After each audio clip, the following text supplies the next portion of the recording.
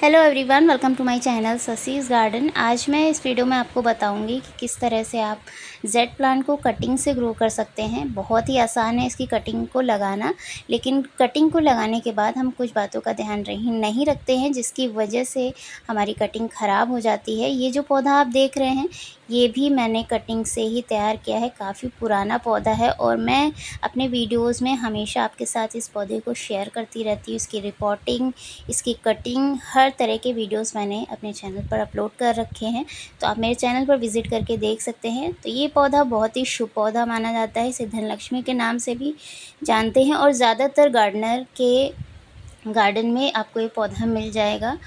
काफ़ी पुराना हो गया है मेरा ये प्लांट और इसे मैंने पहले तो गमले में लगाया था और जैसे जैसे बढ़ता गया मैंने गमले का साइज़ बढ़ाया और अब जाके मैंने इसे एक बोनसाई ट्रे में लगाया है और अब दिखने में काफ़ी सुंदर लगता है। काफ़ी समय से मैंने इसकी कोई केयर नहीं की थी, जिसकी वजह से इसमें ये खरपतवार वगैरह उग आई हैं।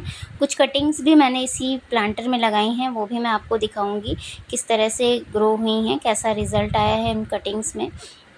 और आप देख सकते हैं इसका नीचे से जो स्टेम है कितनी थिक हो चुकी है, क्योंकि प्लांट काफ़ी पुराना है। जितना पुराना होता जाएगा उतनी स्टेम इसकी थिक होती जाएगी। तो ये जो मेरा प्लांट है, आपको याद होगा, अगर आप मेरे रेगुलर व्यूवर हैं, आपने देखा होगा मैंने पिछली बार जब आपके साथ ये प्लांट शेयर किया था तो बहुत ही कम ब्रांचेस थी और इतना ज़्यादा बुशी नहीं था जितना अब ये बुशी हो गया है। बारिश के सीज़न में बहुत तेज़ी से ग्रोथ हुई है। काफ़ी सारे लोग कहते हैं जेड प्लांट बहुत स्लो ग्रो करता है, लेकिन मेरा ये प्लांट, आप मेरा पिछला वीडियो देखिएगा जब मैंने इसकी कटिंग की थी और अब आप इसे देखिएगा। पूरा जो ये ट्रे है, पूरी ऊपर से अगर मैं आपको दिखाऊं तो ये पूरी तरह से ये ट्रे को कवर कर चुका है और बहुत ही ज़्यादा इसकी ग्रोथ अच्छे से हुई है।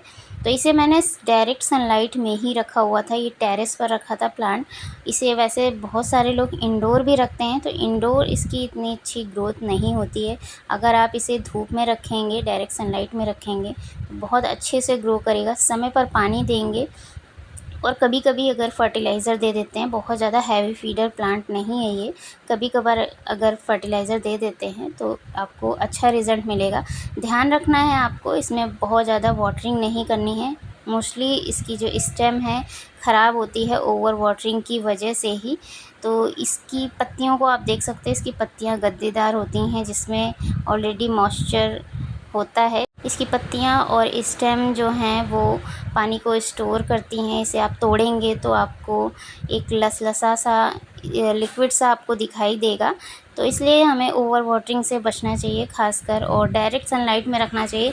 इंडोर अगर आप रखना चाहते हैं तो बहुत कम पानी दें, क्योंकि इंडोर जो भी प्लांट हम रखते हैं उसमें जल्दी जल्दी पानी नहीं सूखता है और हम पानी देते जाते हैं, जिसकी वजह से ही हमारे इस तरह के पौधे ख़राब होते हैं। ये वाला एक और पौधा मैं तैयार कर रही हूँ, इसे भी लगभग 1 साल हो गया है इस प्लांटर में लगे हुए, और इसे भी मैंने, ये जो बड़ा वाला प्लांट है मदर प्लांट, उसी की कटिंग से ही लगाया था। तो मैंने किसी के यहाँ से कटिंग ली थी और इसे परचेज़ नहीं किया है। नर्सरी में ये काफ़ी कॉस्टली मिलता है। आपको छोटा, इतना बड़ा अगर आप प्लांट लेते हैं, जितना बड़ा आपको ये वाइट वाले प्लांटर में दिख रहा है, इतना बड़ा प्लांट आपको कम से कम 100 से 150 रुपये का मिलेगा। तो इस तरह से आप देख सकते हैं, ये छोटे छोटे जो कटिंग्स मैंने लगा रखी हैं, इन्हें मैं अभी आपको निकाल करके दिखाऊंगी। 1-2 कटिंग आपको दिखाऊंगी किस तरह से इसमें रूट्स डेवलप होती। तो इसे भी मैंने मदर प्लांट की जब कटिंग की थी तो उन्हीं कटिंग्स को कुछ यहाँ पर लगा दी थी, और भी टेरेस पर कुछ कटिंग्स लगाई हुई हैं मैंने। तो इस तरह से आप कटिंग लगा करके भूल जाइए बिल्कुल से, आपको कुछ भी नहीं करना है। और कटिंग लगाने का जो तरीका है, आप इस तरह से इसकी स्टेम को तोड़ सकते हैं। आसानी से टूट जाती है, नहीं टूटती तो आप सीज़र की मदद से तोड़ लीजिए। इस तरह से तोड़ने के बाद नीचे से जो पत्तियां हैं, 1-2 नोड एरिया तक आपको पत्तियों को रिमूव कर देना है। और रिमूव करने के बाद जो नोड एरिया हैं, उतना आपको कम से कम 2 नोड एरिया या 1 नोड एरिया आपको मिट्टी में दबा देना है। तो मैं आपको इसे लगा करके दिखाती हूँ। इस तरह से मैं इसी प्लांटर में लगा दे रही हूँ, हल्का सा आपको गड्ढा करके। इस तरह से कम 1 या 2 नोड एरिया मिट्टी के अंदर हो और इस तरह से बस आपको दबा देना हो और पानी दे देना है।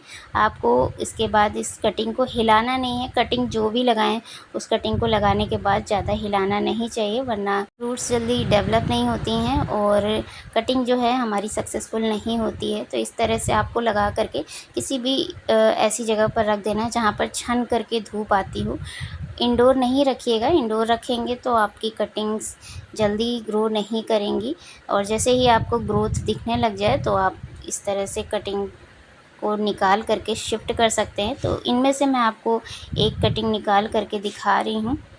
तो लगभग 1 से 2 महीने हो गए होंगे मुझे इन कटिंग्स को लगाए हुए। तो 1-2 महीने से ही ये इस तरह से हेल्दी हैं। इसमें थोड़ी बहुत ऊपर मुझे पत्तियाँ भी निकलती दिखाई दी थी। तो इस तरह से आपकी जो कटिंग होती हैं चल जाती है। इसमें आप देख सकते हैं थोड़ी बहुत रूट्स आ गई है और भी कटिंग मैं आपको निकाल करके दिखा रही हूँ। एक ये कटिंग साइड में लगी है, तो ये दोनों कटिंग मैं आपको निकाल करके दिखाती हूँ, इनमें किस तरह से रूट्स डेवलप हुई हैं।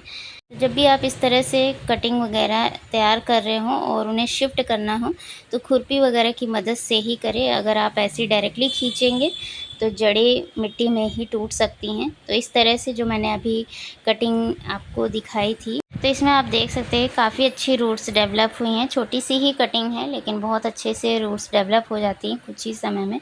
और ये सबसे छोटी कटिंग है जिसे मैं आपको निकाल करके दिखा रही हूँ।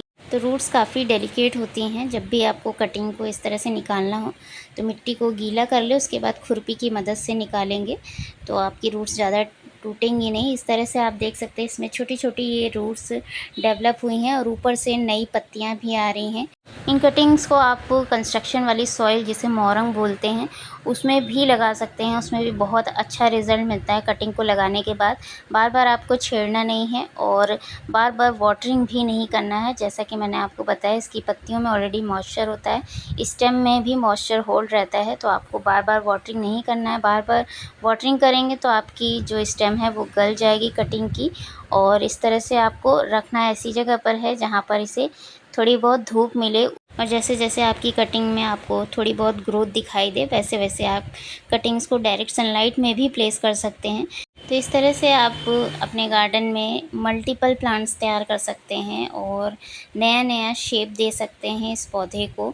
दिखने में काफ़ी सुंदर पौधा है और शुभ भी माना जाता है। तो इस पौधे को अपने गार्डन में ज़रूर लगाएँ और मल्टीपल प्लांट्स इस तरह से तैयार करें। वीडियो पसंद आया हो तो लाइक ज़रूर कर दीजिएगा। मिलते हैं फिर से एक और नए वीडियो में, तब तक के लिए thank you so much for watching.